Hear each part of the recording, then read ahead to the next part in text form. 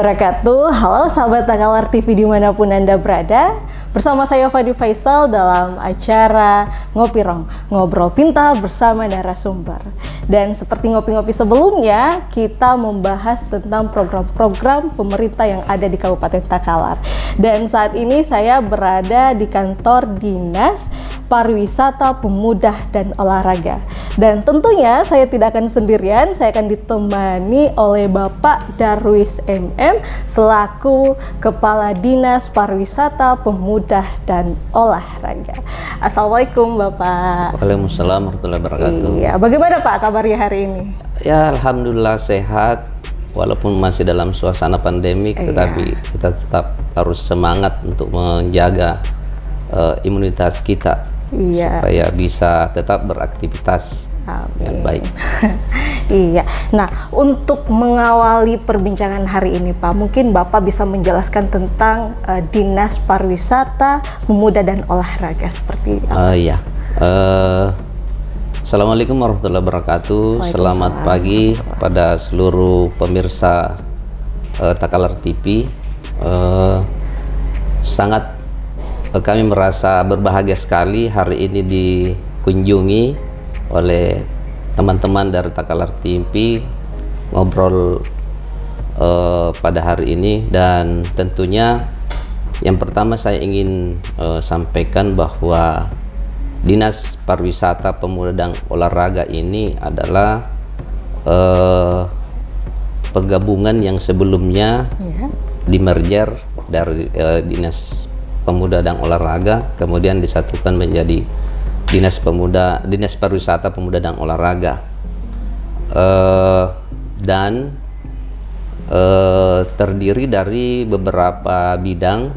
Yang pertama bidang pariwisata, yang kedua bidang ekonomi kreatif, yang ketiga bidang pemuda, dan yang terakhir adalah bidang olahraga, dibantu dengan tentunya sekretariat. Nah, inilah yang mengawal program-program yang ada melalui tentunya program-program yang telah disusun sedemikian rupa melalui RPJMD kita, dan itu menjadi penjabaran dari RPJMD Bapak Bupati kita, yaitu Bapak Haji Samsari dan Ahmad Desere selama 1 periode ke depan. Seperti itu. Saya tertarik nih Pak tentang wisata yang ada di Kabupaten Takalar. Kalau boleh tahu sejauh mana Pak Dinas Pariwisata dalam pengembangan aset wisata yang ada di Kabupaten Takalar? Iya, tentunya kami dari Dinas Pariwisata dan Olahraga ini melakukan pengembangan aset. Itu kami punya landasan hukum, yaitu dengan adanya rencana induk pembangunan pariwisata daerah Kabupaten Takalar, biasa disingkat Riperda, sesuai dengan nomor 3 tahun 2020 yang lalu. Alhamdulillah kita sudah memiliki itu, dan ini menjadi dasar kita di dalam rangka menyusun program untuk pengembangan aset. Tentunya kami di dinas ini melakukan pengembangan. Tentunya lebih awal kami melakukan pengwilayahan. Dalam hal ini ada daerah atau daerah destinasi wisata, daerah istilahnya.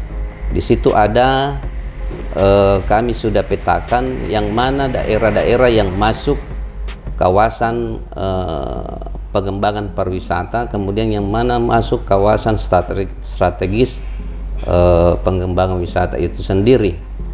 Nah, melalui itulah kami coba menyusun program-program dalam rangka bagaimana kelengkapan sarana prasarana yang ada, sehingga itu bisa menambah daya tarik kunjungan wisatawan Kabupaten Takalar. Sampai dengan tahun ini, berdasarkan aset-aset yang tercatat di Dinas Pariwisata itu sudah mencapai 11,5 miliar sekian.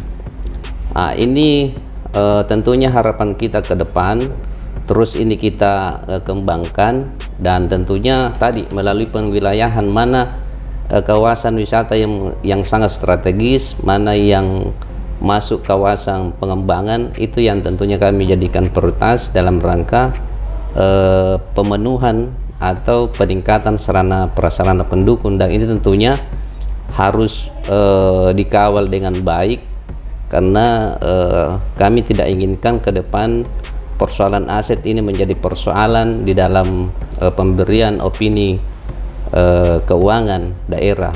Nah, inilah tahun ini kami selalu tertibkan itu aset-aset yang ada, dan kami selalu berkolaborasi dengan pemerintahan desa setempat di mana wisata itu, destinasi wisata itu berada, untuk turut serta menjaga itu aset-aset yang ada, karena kan kalau semuanya itu diserahkan kepada dinas untuk menjaga itu semua, pasti kami mengalami kewalahan karena kami juga terus terang terbatas dengan tenaga-tenaga seperti itu. Betul, Pak. Jadi kami sudah sampaikan bahwa sampai dengan tahun ini itu aset kita yang tercatat sudah 11,5 miliar sekian yang ada di kami. Ini kami selalu coba menjaga dan merawatnya, dan tentunya ke depan kita selalu berupaya untuk meningkatkan sesuai dengan kemampuan anggaran yang disiapkan. Iya, betul. Kalau boleh tahu Pak, bentuk kerjasama bagaimana sih Pak dengan desa setempat yang Bapak lakukan? Iya, bentuk kerjasama itu kan juga tertuang di dalam Riparda itu. Arah pembangunan kepariwisataan kita ke depan bagaimana supaya ada kolaborasi dengan masyarakat ataukah pemerintah di mana daerah wisata itu berada. Bentuk kerjasamanya itu tadi saya katakan bahwa ke depan selain dia bisa menjaga aset-aset yang ada, nanti akan kita serahkan ke pemerintah desa untuk mengelola langsung. Pengelolaannya dan arahnya adalah pemberdayaan masyarakat. Pemberdayaan masyarakat. Oke. Nah, kalau seperti itu Pak, terkait P22, apa saja yang ada di Dinas Pariwisata dan sejauh mana realisasinya? Mungkin pemirsa Takalar TV, saya jelaskan lagi di sini ya bahwa P22 ini adalah program yang dicanangkan oleh Bapak Bupati dan Wakil Bupati Takalar. Ya, yang masuk di program P22 Bapak Bupati dan Wakil Bupati Takalar di Dinas Pariwisata adalah pengembangan wisata kuliner ikan segar. Oh iya. Nah, itu yang masuk di kami di Dinas Pariwisata, dan sampai dengan saat ini itu luar biasa perkembangannya, walaupun jujur kami sampaikan bahwa itu dominan yang terlibat dan bersentuhan langsung itu adalah pada umumnya masyarakat. Kami dari dinas hanya bisa memediasi, menjembatani masyarakat sehingga di dalam pengembangan kuliner itu bisa lebih cepat terrealisasi, tentunya dengan regulasi-regulasi yang harus kami siapkan. Seperti itu supaya masyarakat tidak mengalami permasalahan di kemudian hari, dan itu bisa kita lihat di daerah pesisir, Kelesong, mulai banyak sekali di sana itu, dan luar biasa pengunjungnya, dan itu sangat membantu di dalam pendapatan daerah kita, seperti itu. Jadi luar biasa, ini memang program dan kita akan selalu kawal itu tidak boleh tidak, karena itu adalah program unggulan Bapak Bupati kita dan Bapak Wakil Bupati, yaitu pengembangan wisata kuliner ikan segar. Seperti itu. Mungkin masyarakat Kabupaten Takalar ingin tahu Pak, bahwa kan banyak wisata yang dikelola oleh swasta. Mungkin Bapak bisa menjelaskan seperti apa sinergi antara wisata yang dimiliki oleh swasta dan pemerintah Kabupaten Takalar? Ya, sinergitas yang kita coba dan selalu kita bangun melalui pengelola destinasi wisata dari masyarakat dan swasta ini, tentunya yang pertama kita harus bangun adalah komunikasi dan koordinasi dengan pihak pengelola. Begitu ada persoalan yang terjadi, kita cepat dari dinas ini untuk mencoba mencari solusinya, persoalannya seperti apa. Karena memang banyak sekali juga persoalan-persoalan yang terjadi, dan saya kira kita sudah sering biasa membaca di media, kadang ada persoalan sedikit saja itu dicoba diangkat, dan keberadaan kita di dinas ini selalu memberikan juga masukan, termasuk semangat kepada masyarakat yang mengalami persoalan. Biasanya itu ada semangatnya berkurang. Nah, di situ kita hadir mencoba, karena kita tidak inginkan dengan persoalan sedikit saja itu kan bisa berdampak luas. Kalau destinasi bisa tertutup, kan berapa tenaga kerja yang bisa mengalami hilang pekerjaannya. Itu juga pada akhirnya berdampak kepada pendapatan asli daerah, tentunya dalam hal ini pajak. Perlu kami sampaikan bahwa di Dinas Pariwisata ini ada beberapa sumber pendapatan asli daerah, yaitu dari pajak restoran, pajak hotel, pajak hiburan, dan pajak-pajak pendapatan yang lain. Ini semua sumber-sumber yang kita kelola, dan harapan kita itu bisa lebih meningkat ke depan. Karena tapi dengan cara ya itu tadi, destinasi wisata ini harus ditumbuh kembangkan melalui kolaborasi yang baik tadi dengan masyarakat dan pihak swasta.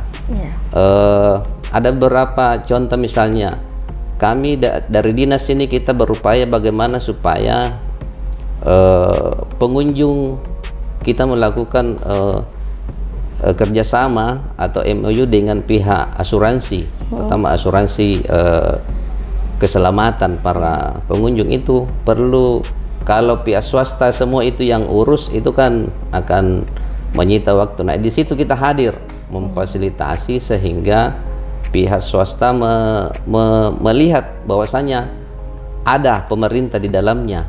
Kehadiran pemerintah ini perlu jelas, sehingga itu bisa menjadi semangat buat mereka untuk bagaimana supaya pengembangan pariwisata Kabupaten Takalar ke depan bisa lebih baik lagi.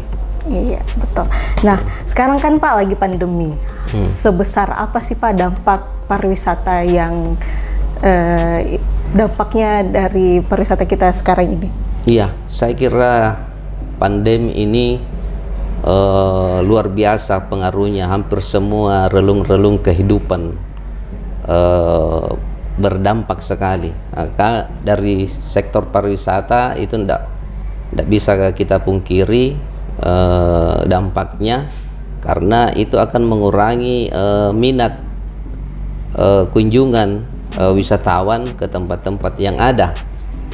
Karena walaupun sebenarnya dari sektor pariwisata ini selalu diberikan ruang, tetapi tetap juga masyarakat merasa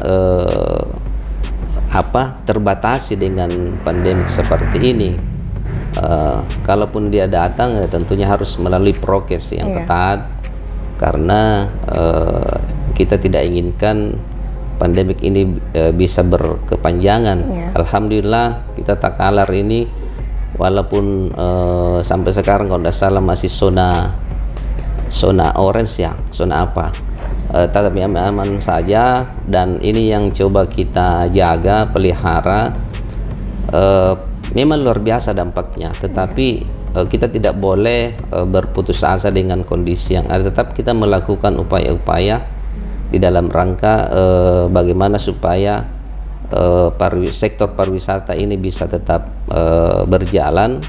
Dan sebagai gambaran, sektor pendapatan kalau kita bandingkan dengan tahun kemarin itu memang mengalami kemunduran. Kalau tidak salah sampai dengan bulan Maret tahun ini baru 2,6% pendapatan yang terrealisasi dibandingkan dengan tahun sebelum pandemik itu kita bisa sampai di atas 90% dari 3 sektor pendapatan yang tadi saya sebutkan. Seperti itu. Jadinya luar biasa dampaknya. Tapi kita tidak boleh berkecil hati dan tidak bisa, tetap harus semangat. Ya betul Pak ya. Seperti itu. Jadi sektor pariwisata di Kabupaten Takalar ini tetap terbuka, tetapi harus tetap mematuhi protokol 3M, memakai masker, menjaga jarak dan mencuci tangan. Dan teman-teman yang masih mau untuk jalan-jalan di destinasi wisata di Kabupaten Takalar ini masih tetap terbuka, tetapi tetap mematuhi protokol 3M. Memakai masker, cuci tangan, dan menjaga jarak. Seperti itu Pak ya? Iya. Nah, yang terakhir Pak, harapan Bapak ke depannya terkait P22 dan aset-aset wisata yang ada di Kabupaten Takalar ini seperti apa? Iya, tentunya harapan kami, dan saya kira ini program prioritas kita di pariwisata, tetap destinasi wisata kuliner ikan segar itu kita harus tetap kawal ke depan, sehingga ini betul-betul bisa berdampak luas terhadap bagaimana supaya pendapatan asli daerah ini bisa lebih meningkat. Dan tidak ada kata tidak untuk tetap melanjutkan ini, karena ini kan program prioritas. Tinggal ke depan tentunya tadi tetap kolaborasi dengan pemerintah desa, dalam hal ini pemberdayaan masyarakat itu kita bisa tingkatkan. Dan mengenai bagaimana aset-aset kita ke depan ini yang selalu kita upayakan menertibkan aset-aset yang ada, dan kalaupun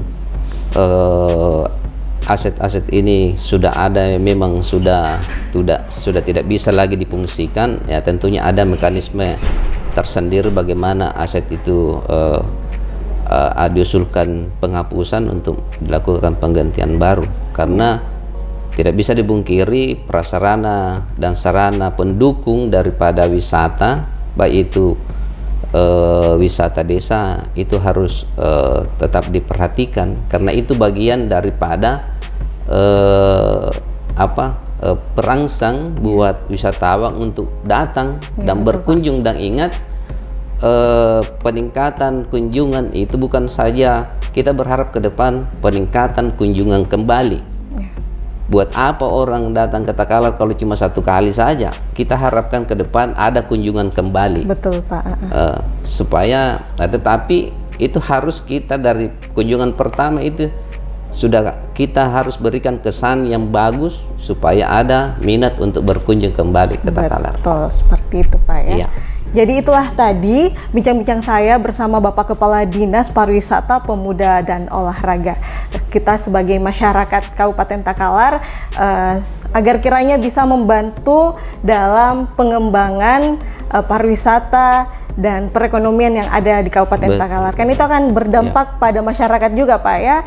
Iya, jadi saya juga ingin berterima kasih karena telah diberikan waktu untuk berbincang-bincang bersama Bapak pada hari ini. Saya Fani Faisal dan Bapak Kepala Dinas Pariwisata, Pemuda dan Olahraga Darwis MM mohon undur diri. Wassalamualaikum warahmatullahi wabarakatuh. Takalar TV, Bajina Takalar.